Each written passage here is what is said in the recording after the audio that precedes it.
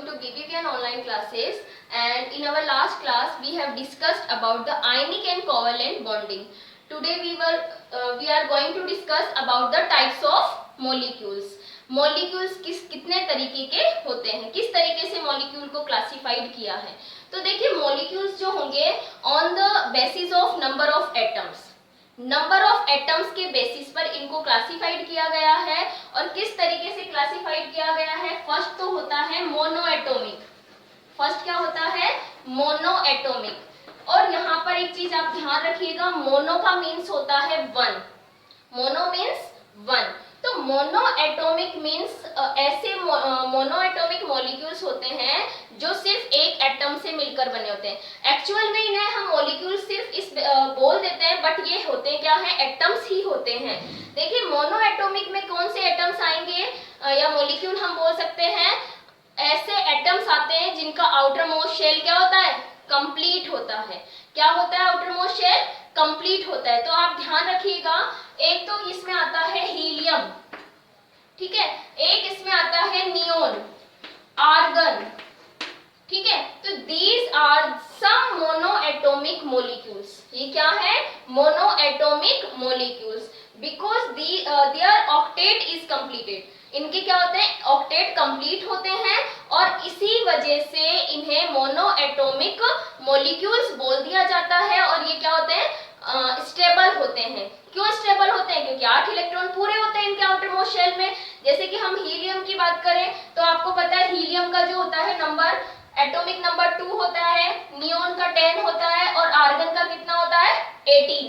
तो देखिए अगर हम हीलियम के लिए इलेक्ट्रॉन्स का डिस्ट्रीब्यूशन देखें तो क्या आएगा, 2, क्योंकि 2 इलेक्ट्रॉन होते हैं और फर्स्ट शेल में 2 इलेक्ट्रॉन ही होते हैं मैक्सिमम. तो इसका फर्स्ट शेल ही आउटर मोस्ट शेल है और वो क्या है, कंप्लीट है. तो ये कैसा है, स्टेबल है. नियोन की हम बात करते हैं तो नियोन का इलेक्ट्रॉनिक कॉन्फ़िगरेशन क्या होता है, 2 और 8. देखिए 10 इलेक्ट्रॉन है तो 2 तो आ जाएंगे फर्स्ट शेल में और 8 इलेक्ट्रॉन्स आ जाते हैं सेकंड शेल में. और सेकंड शेल ही इसका आउटर मोस्ट शेल होता है जो कि 8 इलेक्ट्रॉन से भरा हुआ है. और इस वजह से नियोन भी क्या है, स्टेबल होता है, नेचर में एग्जिस्ट करता है इन एटॉमिक फेज. नेक्स्ट हम बात करते हैं आर्गन की. तो देखिए आर्गन का इलेक्ट्रॉनिक कॉन्फ़िगरेशन अगर हम लिखते हैं तो फर्स्ट शेल में 2 इलेक्ट्रॉन आ जाएंगे, सेकंड शेल में 8 इलेक्ट्रॉन्स आ जाएंगे. अब देखिए 10 इलेक्ट्रॉन्स कंप्लीट हो गए, कितने बचे, 8 इलेक्ट्रॉन्स. तो वो 8 इलेक्ट्रॉन्स कहाँ जाएंगे, आउटर मोस्ट शेल में. एंड आर्गन का आउटर मोस्ट शेल कौन सा होता है, थर्ड शेल. और इसमें भी 8 इलेक्ट्रॉन्स क्या है, कंप्लीट हो गए हैं. तो इस तरीके से आर्गन भी एटॉमिक फेज में स्टेबल होता है, नेचर में एग्जिस्ट करता है. तो कौन से एटम्स मोनोएटॉमिक मॉलिक्यूल्स बोले जाते हैं, जिनका ऑक्टेट कंप्लीट होता है, जिसका outermost shell and valence shell जो होता है वो 8 इलेक्ट्रॉन से भरा हुआ होता है.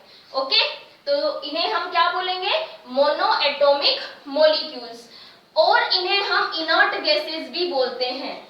इन्हें हम क्या बोलते हैं, इनर्ट गैसेस. क्या बोलते हैं, इनर्ट गैसेस. या हम इन्हें क्या बोलते हैं, नोबल गैसेस. और हम इन्हें क्या बोलते हैं, नोबल गैसेस. ठीक है, तो ध्यान रखिएगा, हीलियम, नियोन, आर्गन, ओके, इनका आउटर मोस्ट शेल कंप्लीट होता है. दूसरा ये गैसियस स्टेट में होते हैं तो इन्हें हम इनर्ट गैसेस भी बोलते हैं. तो इनर्ट गैसेस कैसी होती है, मोनोएटॉमिक मॉलिक्यूल्स. फिर हम बात करते हैं डायएटॉमिक, डायएटॉमिक मॉलिक्यूल्स की. अब देखिए डाई से आपको समझ आ गया होगा, ऐसे मॉलिक्यूल्स जिसमें एटम्स कितने हो, 2 हो. Di means 2. तो ऐसे मॉलिक्यूल्स जो 2 एटम्स से मिलकर बने हुए होते हैं उन्हें हम डायएटॉमिक मॉलिक्यूल्स बोलते हैं. For example H2, O2, N2, Cl2, ठीक है, Br2, CO.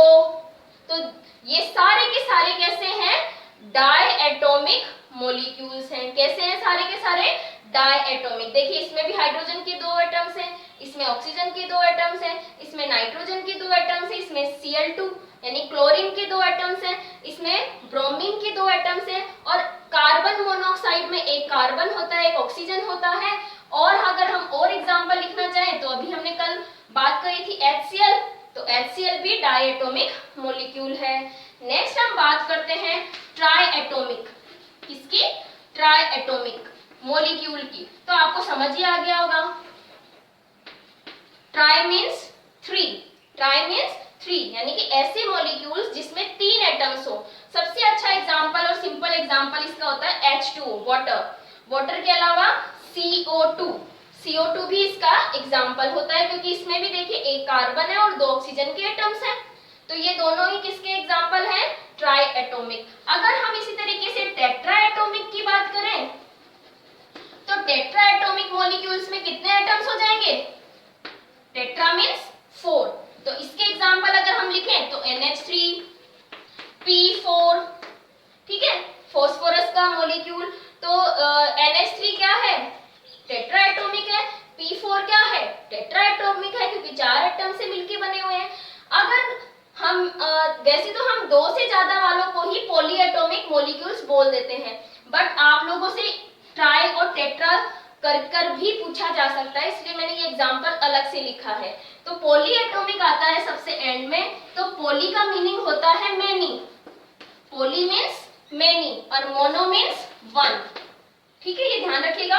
तो पॉलीएटोमिक मॉलिक्यूल्स, अब पॉलीएटोमिक मॉलिक्यूल्स में वैसे तो मोर देन 2 को ही हम बोल देते हैं, लेकिन अगर आप इनसे टेट्राएटोमिक तक तो मैंने आपको बता दिया, इससे ज्यादा वाले अगर हम एग्जांपल लिखना चाहें तो वो कौन सा हो जाएगा? C6H12O6, that is the molecule of glucose.